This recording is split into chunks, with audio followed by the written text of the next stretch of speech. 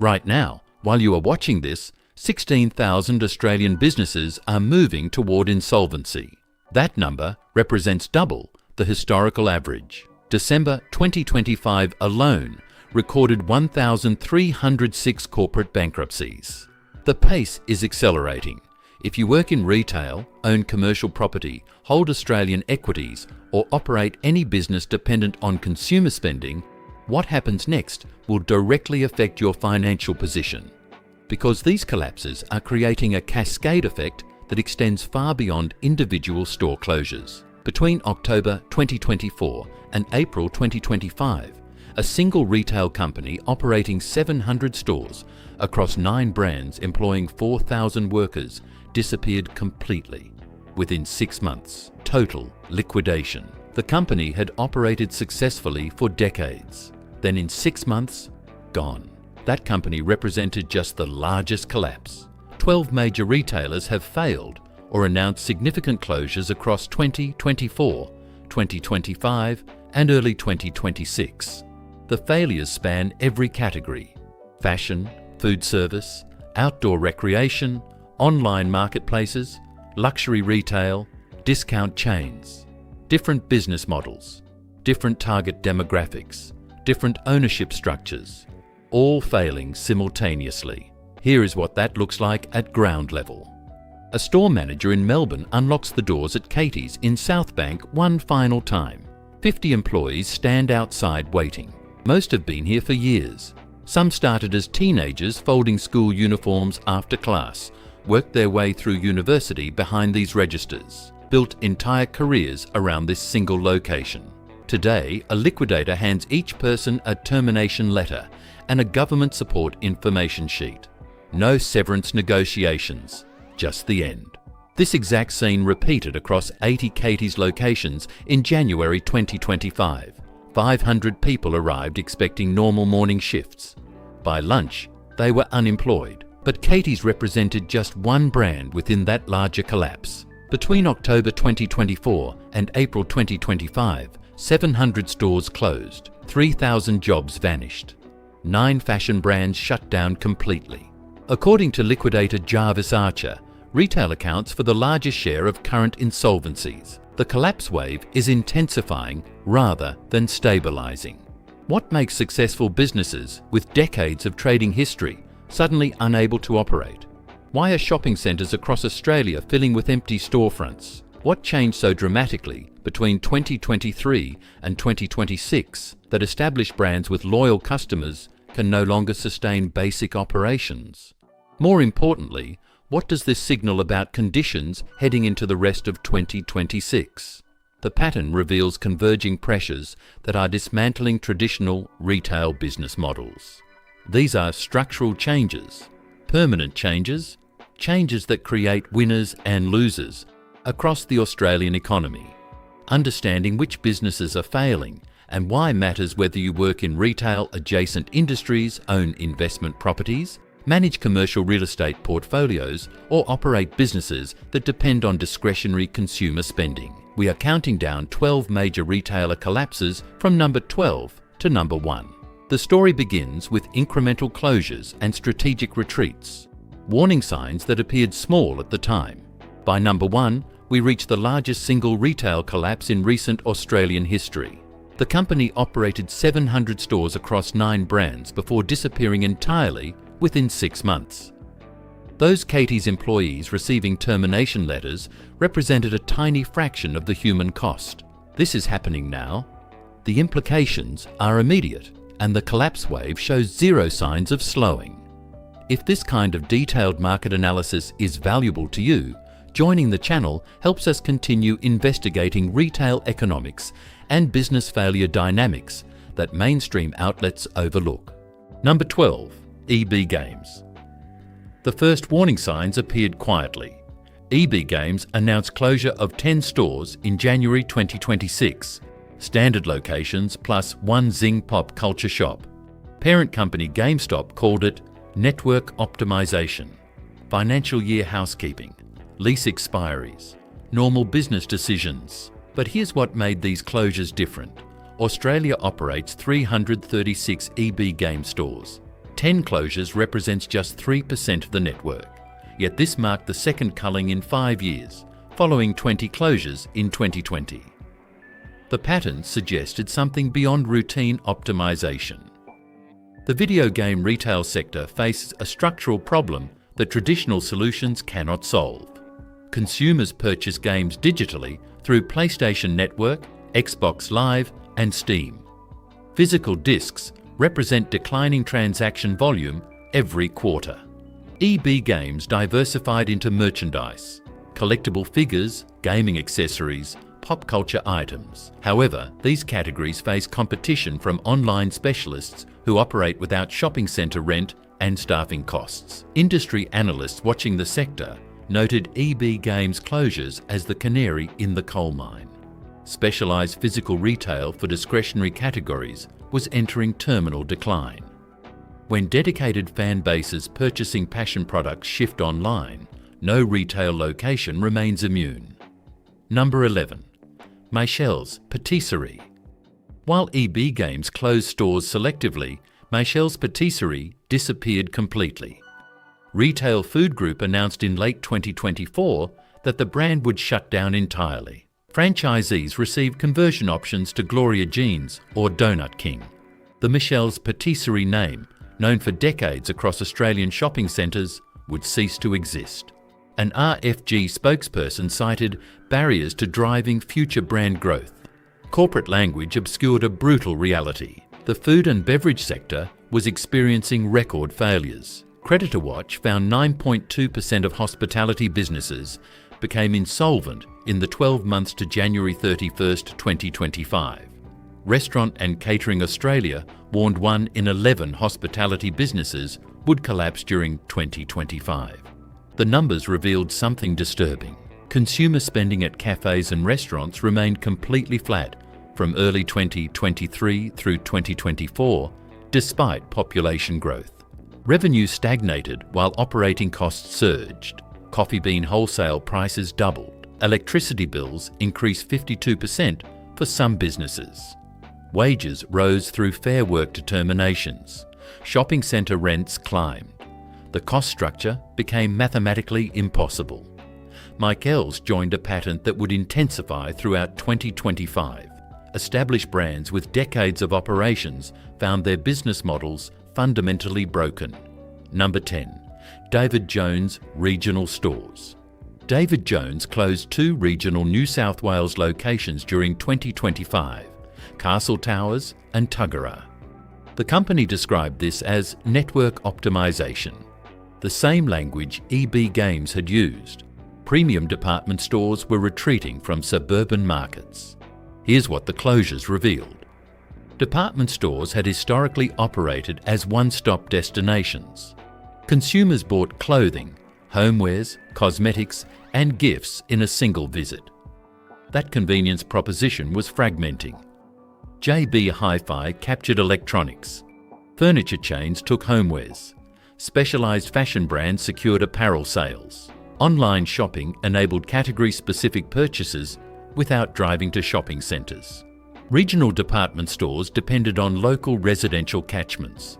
When those customers shifted to category specialists or online platforms, the economics collapsed.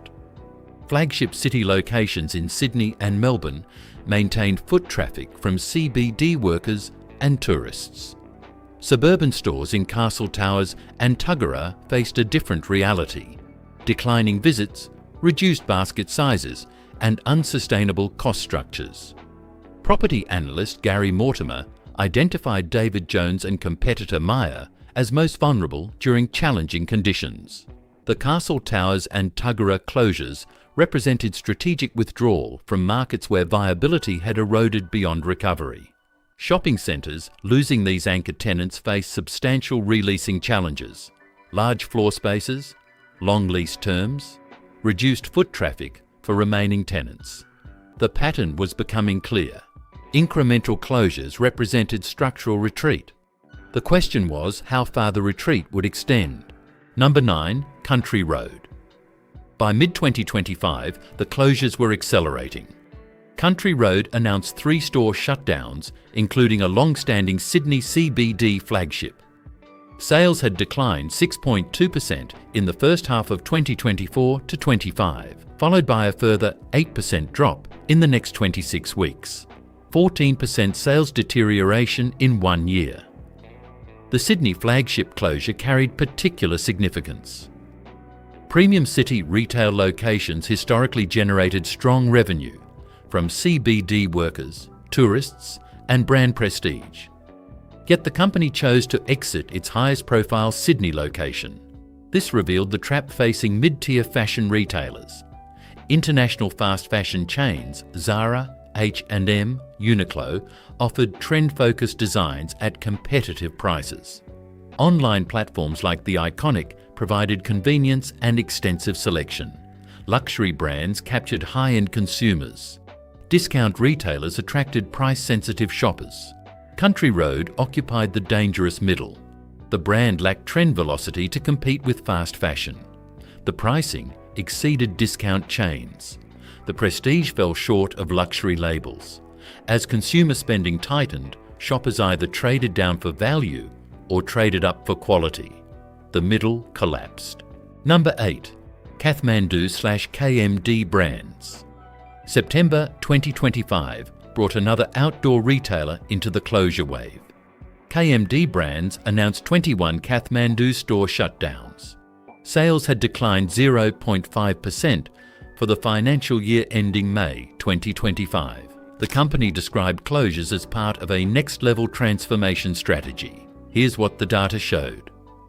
Outdoor activities surged during COVID lockdowns when Australians sought recreation alternatives. That spike proved temporary. Consumers returned to pre-pandemic leisure patterns. Simultaneously, general sports retailers, including Rebel Sport, expanded outdoor product ranges. Online specialists offered camping gear without the overhead of large format stores. The 21 closures targeted underperforming sites, likely smaller stores in secondary locations where sales volumes failed to justify occupancy costs. Outdoor retail exhibits extreme seasonal volatility. Winter generates peak sales for snow gear. Summer drives hiking purchases. When baseline sales decline even moderately, seasonal cash flow patterns create liquidity stress. KMD's stock price reflected investor skepticism. Shares had declined substantially from 2021 peaks. The market questioned whether network optimization could restore profitability or merely delayed broader restructuring. Number 7. Catch.com.au. On January 21, 2025, the retail collapse pattern shifted from physical stores to online platforms. Wesfarmers announced Catch.com.au would cease operations on April 30, 2025. The decision eliminated 190 jobs and terminated a business Wesfarmers had acquired for $230 million in 2019. This is where the numbers became truly uncomfortable. Catch accumulated losses exceeding $350 million during Wesfarmers' ownership. Revenue collapsed from $510 million in 2022 to $227 million in 2024.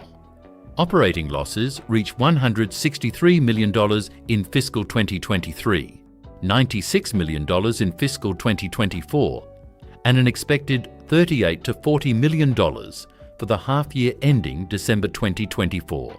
Competitive intensity surged after Wesfarmers acquired the platform. Amazon established Australian operations. Chinese ultra-low-cost platforms Shein and Temu gained millions of Australian customers within months. These competitors possess superior scale economies and could offer identical products at lower prices. Catch operated fulfillment centres running under 50% capacity. Clear evidence demand had shifted to competitors. Wesfarmers Managing Director Rob Scott acknowledged the failure. The recent increase in competitive intensity in the Australian e-commerce sector has affected Catch's financial performance and growth prospects. Wesfarmers would transfer Catch's fulfillment centres to Kmart Group, where higher utilisation could support Kmart's online operations.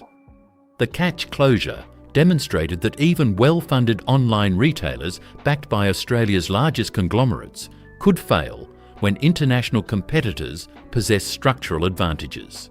100 employees would be redeployed within Wesfarmers. 190 positions would be eliminated.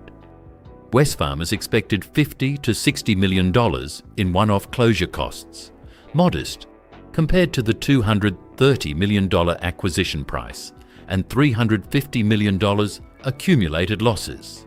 Number 6. Dion Lee. May 2024 brought a collapse that shocked the fashion industry. Dion Lee, the Australian designer brand worn by Taylor Swift, Dua Lipa, and Kylie Minogue, entered voluntary administration owing $35 million. The brand operated 7 stores, 6 in Australia, 1 in Miami. Dion Lee had achieved what few Australian fashion labels accomplish: international recognition. The brand showed at New York Fashion Week for a decade. In February 2024, Taylor Swift wore a Dion Lee crochet corset to the Super Bowl, generating substantial publicity and selling out the piece immediately. Yet celebrity endorsements could overcome chronic unprofitability. The brand had operated at losses for years. In 2013, Australian retailer Q acquired a major stake, providing crucial funding. When Q withdrew its investment in early 2024, Dion Lee faced immediate liquidity crisis. Administrator Anthony Resnick marketed the brand to potential buyers. Despite significant interest, no acceptable offers emerged. The brand generated over $3 million during administration through liquidation sales. In August 2024, liquidators wound up the company. In May 2025, Revolve Group acquired remaining assets for under $1 million, a 97% decline from the $35 million debt level. The collapse affected overseas suppliers in Bangladesh, India, and China, who were left with substantial unpaid invoices. The failure demonstrated that prestige, celebrity association, and design excellence could sustain businesses when fundamental economics failed. Number 5. Harrods. October 2024 brought luxury retail into the collapse wave. Harrods, Australia's premier luxury fashion retailer operating for 39 years, entered liquidation owing $16.3 million to nearly 90 creditors. The Greek family-owned business had operated stores in Melbourne, Sydney and the Gold Coast, stocking Tom Ford, Saint Laurent, Balmain and Burberry. SMB Advisory was appointed liquidator after the business ceased trading. According to ASIC documents, creditors included Victoria Beckham's company, owed $30,517. Tom Ford Companies, owed $34,254. Tom Brown, owed $253,348. And Stefano Ricci, owed $244,482. The Australian Tax Office was owed $2.3 million. Employees were owed over $190,000 in entitlements. Managing Director Ross Poulakis cited reduced luxury spending, decreased foot traffic, unprecedentedly high levels of CBD office vacancies, and extremely unfavourable government policies. He particularly noted Melbourne's 2-year COVID lockdown devastated city foot traffic. Then the city installed bike lanes that, in his assessment, further reduced accessibility. I had clients tell me they refused to shop in the city now. They said it was easier to drive to Chadstone, valet the car, and go shopping. The Harrods collapse revealed luxury retail's vulnerability to economic cycles. When discretionary spending contracts, luxury purchases face immediate pressure. High CBD office vacancies following work-from-home adoption reduced the professional customer base that historically patronised city boutiques during lunch breaks and after work. What made the Harrods' failure particularly notable was the business model these retailers represented: curated selection, personal service, premium shopping environment. These advantages could offset online competition or discount retailers. When foot traffic disappeared, the model collapsed. In July 2025, New owners relaunched Harold's with a flagship store in Westfield, Sydney. The brand would continue. But the original business, 39 years of operations, family ownership, established supplier relationships, had been destroyed. Number 4. Jeans West. March 26, 2025 delivered a disturbing milestone. Jeans West entered voluntary administration for the second time in 5 years, announcing closure of all 90 physical stores affecting 600 employees. Pitcher Partners. Melbourne appointed administrators for parent company Harbour Guidance Pty Ltd. This is where the pattern became impossible to ignore. Jeans West had collapsed in January 2020, been acquired by Harbour Guidance and undergone restructuring.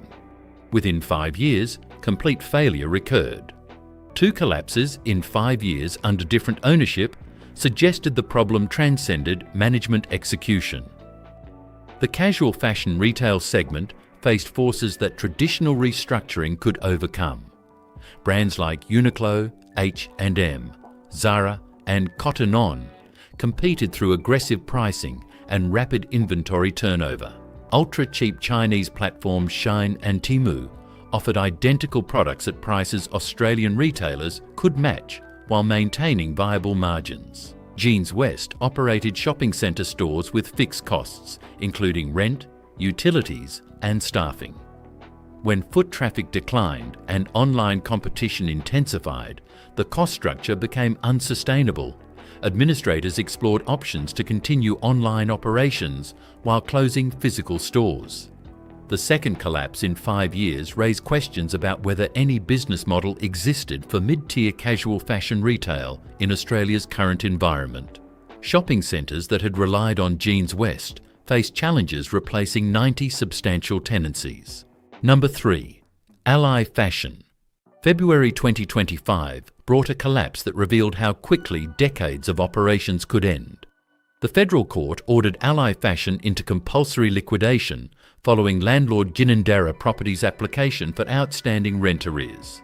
BDO Sydney partners were appointed liquidators on February 28, immediately closing 51 stores and eliminating 250 jobs.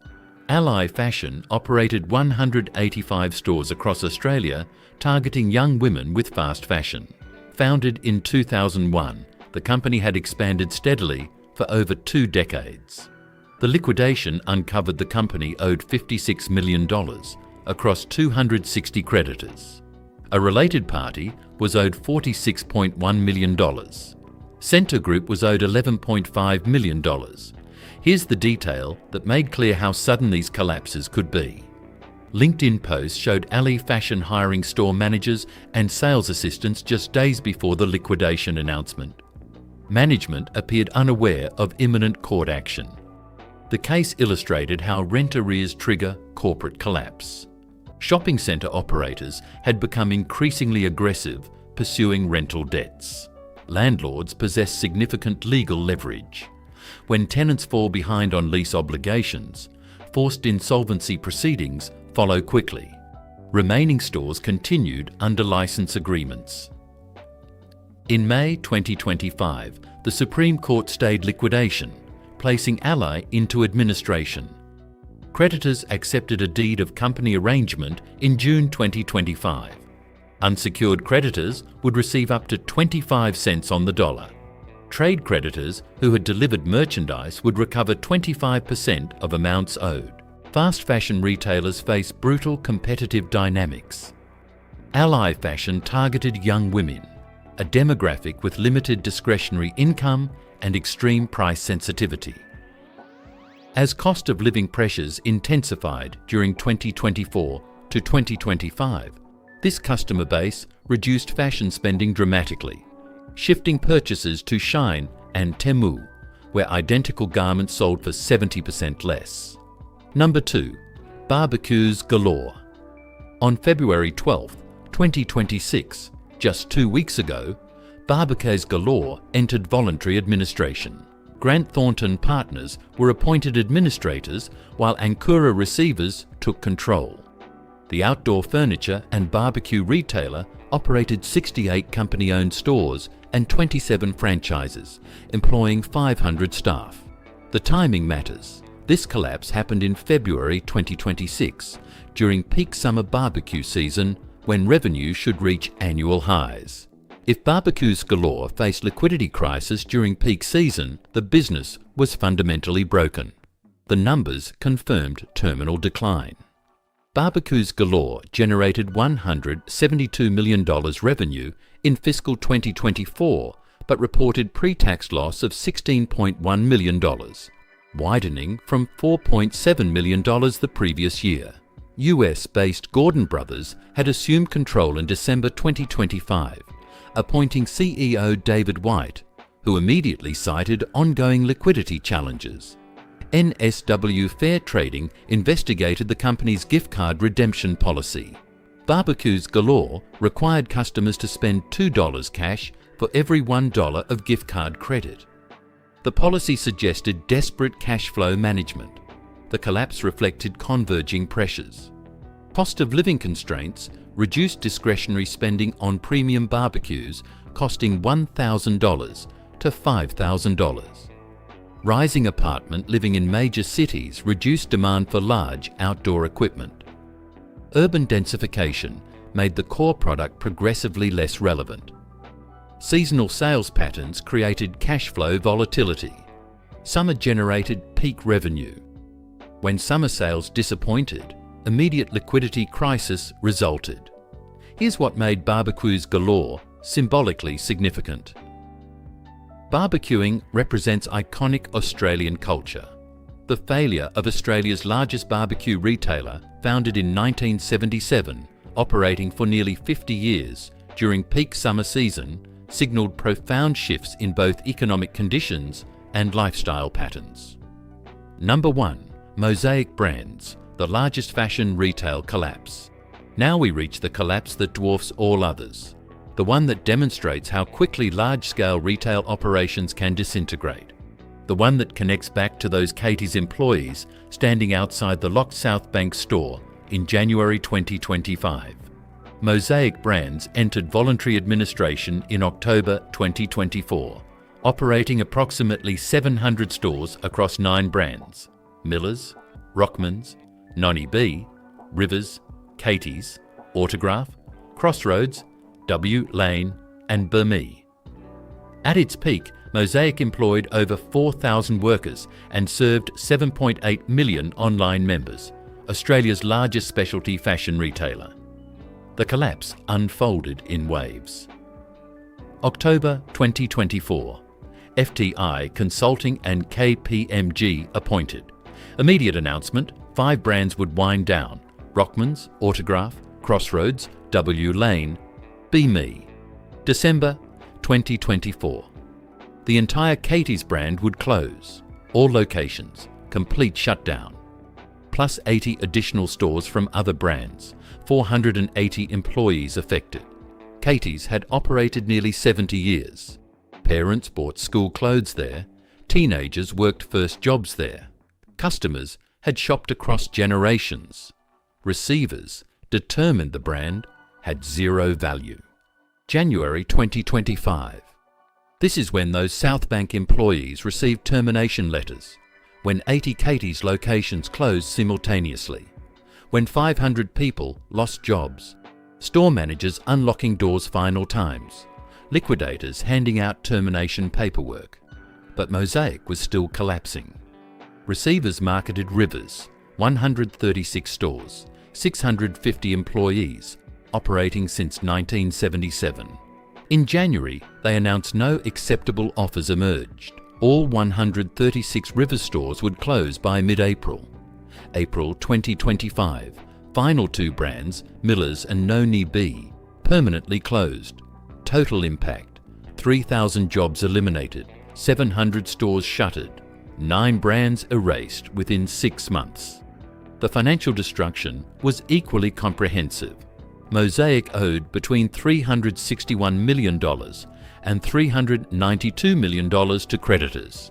Accumulated losses reached $346 million in fiscal 2025 alone. Net assets deteriorated from positive $103 million in December 2019 to negative $170 million. By October 2024, wealth destruction of $273 million in under 5 years. Here's what investigators found. The company had struggled well before the pandemic. In 2018, Mosaic acquired 5 already loss-making brands from Specialty Fashion Group for $31 million. Autograph, Crossroads, Katie's, Miller's, Rivers. The acquisition brought 832 stores generating $642 million revenue, but carried significant hidden liabilities.